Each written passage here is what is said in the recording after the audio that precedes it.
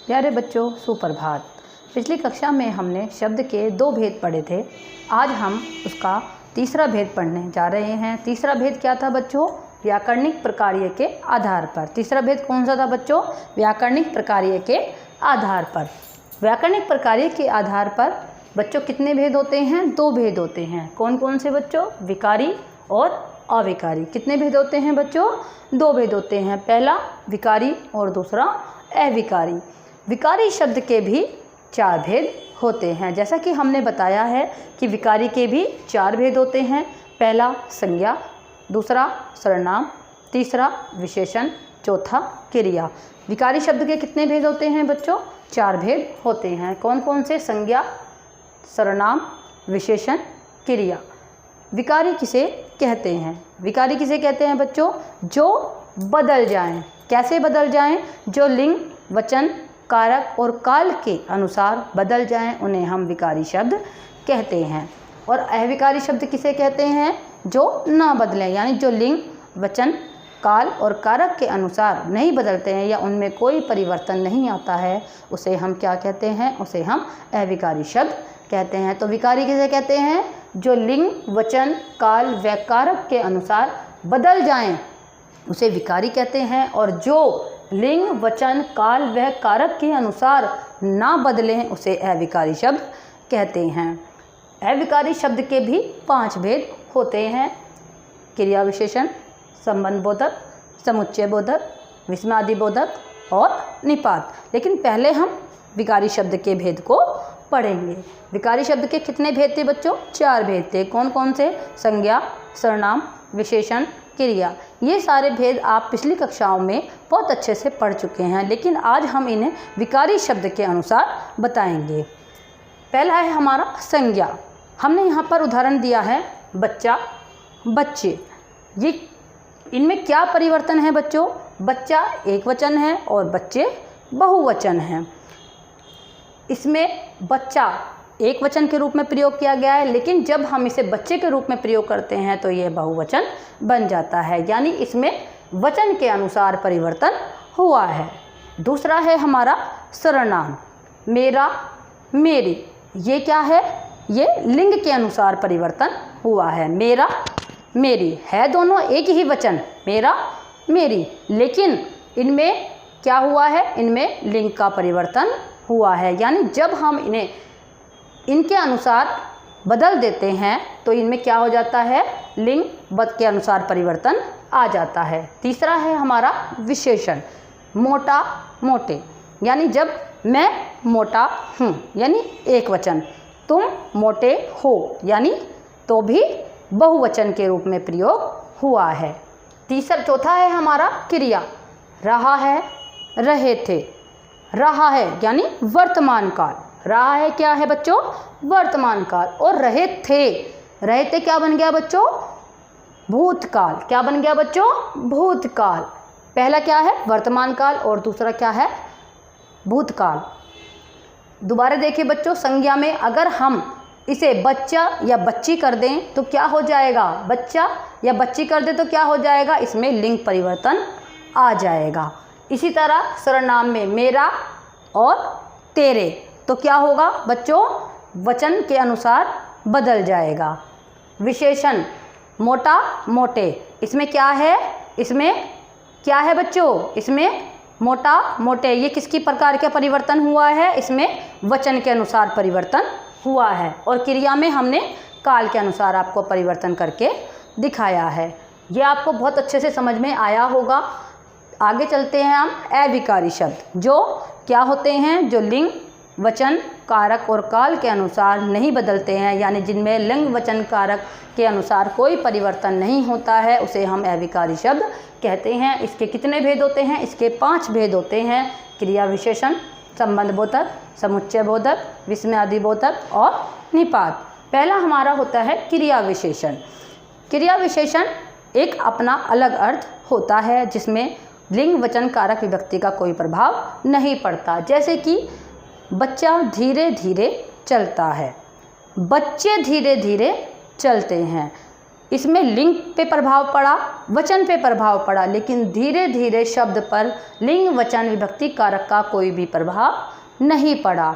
तो जैसे कछुआ धीरे धीरे चलता है, कछुए धीरे धीरे चलते हैं, इस पर वचन का और लिंग का प्रभाव पड़ता है, लेकिन धीरे धीरे शब्द पर कभी भी कोई प्रभाव नहीं पड़ता। जैसे कि बच्चा धीरे धीरे चलता है, बच्चियाँ धीरे धीरे चलती हैं, बूढ़े धीरे धीरे चलते हैं, लेकिन इसमें धीरे धीरे शब्द को ये कभी भी प्रभावित नहीं कर पाए, इसलिए ये क्रिया विशेषण कहलाते हैं। जिनका सीधा संबंध क्रिया से माना जाता है उसे क्रिया विशेषण कहते हैं। संबंध बोधक, संबंध बोधक किसे कहते हैं? जैसे कि के बाद, यानी मैं मोहन के बाद घर गया, ये क्या होते हैं? ये दो वाक्यों को एक के साथ जोड़ देते हैं, वो यानी उनका एक दूसरे से संबंध जोड़ देते हैं, उसे संबंध बोधक कहते हैं। समुच्चय बोधक, जब दो वाक्यों को जोड़ने के लिए एक शब्द का प्रयोग किया जाता है तो उसे समुच्चय बोधक कहते हैं। बारिश हो रही है, मैं घर नहीं गया, बारिश हो रही थी इसीलिए मैं घर नहीं गया। जब हम दो वाक्यों को जोड़ने के लिए किसी एक शब्द का प्रयोग करते हैं तो वो समुच्चय बोधक कहलाता है। जैसे राम घर गया, सीता घर गई, राम और सीता दोनों घर गए, तो हमने दोनों वाक्यों को एक साथ जोड़ने के लिए सिर्फ एक ही शब्द का प्रयोग किया, तो वो क्या कहलाता है बच्चों? समुच्चय बोधक। चौथा आता है हमारा विस्मयादि बोधक। विस्मयादि बोधक शब्द वो होते हैं जिन शब्दों को, जिन वाक्यों को सुनने के बाद हमारे मन में एक अलग से भाव यानी विस्मय वाले भाव उत्पन्न होते हैं। जैसे कि हम कोई प्रथम आया तो हम उसके लिए क्या कहते हैं? वाह, बहुत अच्छे। कहीं पर हमने गंदगी का, कूड़े का कोई ढेर देखा तो हमारे मुंह से अपने आप ही क्या निकलता है? छी, कितनी गंदगी है। तो कुछ चीज़ों को देखकर या कुछ शब्दों को सुनकर हमारे मन में एक अलग ही भाव उत्पन्न होते हैं, जिन्हें हम विस्मयादि बोधक कहते हैं। इनके और भी शब्द हैं, लेकिन हमने सिर्फ यहाँ पर इतना ही प्रयोग किया है। निपात, पांचवा क्या आता है? निपात। निपात शब्द किसे कहते हैं? जो किसी वाक्य पर पूरी तरह से जोड़ देता है, यानी वो पूरा वाक्य उसी शब्द पर टिका होता है, उसे हम निपात कहते हैं। जैसे काश तुम भी हमारे साथ चलते, काश तुम भी हमारे साथ चलते, क्योंकि भी शब्द इसमें निपात के रूप में प्रयोग किया गया है, क्योंकि इसमें भी पर पुरजोर विरोध किया गया है, यानी पुरजोर शब्द के ऊपर पूरा सा आश्रित किया गया है, इसीलिए इसे निपात कहते हैं। इन शब्दों को क्या कहते हैं? निपात कहते हैं। देखिए बच्चों, आगे आता है आपका पार्ट 4, यानी आपका चौथा भेद, अर्थ के आधार पर। क्या आता है? अर्थ के आधार पर। अर्थ के आधार पर हमारे 6 उपभेद होते हैं जो आपने पहले शब्द भंडार के रूप में पढ़े हैं। पहला है हमारा पर्यायवाची, दूसरा विलोम शब्द, तीसरा एकार्थक, चौथा अनेकार्थक, पांचवा अनेक शब्दों के लिए एक शब्द, और छठा हमारा श्रुति सम भिन्नार्थक शब्द। कितने हैं बच्चों? 6 हैं। पहला है पर्यायवाची, जिसे हम समानार्थक शब्द भी कहते हैं। इसमें अर्थ तो एक ही होता है लेकिन शब्द अनेक होते हैं। जैसे कि आप कोई भी शब्द ले सकते हैं कि घर, घर का क्या होता है? सदन, आलय, भवन, इनके शब्द के अर्थ एक ही होते हैं लेकिन शब्द अलग अलग हो जाते हैं, यानी समान अर्थ देने वाले यानी समानार्थक पर्यायवाची कहलाते हैं। दूसरा होता है हमारा विलोम। विलोम का अर्थ होता है विपरीतार्थक, यानी उसका उल्टा अर्थ देने वाला। इससे पहले पढ़ा था हमने समानार्थक, और अब हम कौन सा पढ़ रहे हैं? विपरीतार्थक, यानी उल्टा अर्थ देने वाले। जैसे कि आशा, निराशा, क्रय, विक्रय, दिन, रात, यानी कि हमें उसका उल्टा अर्थ देना है। तीसरा है हमारा एकार्थक, यानी एक अर्थ देने वाला। जैसे कि घर, घर अपने में ही एक पूर्ण शब्द है। क्यों?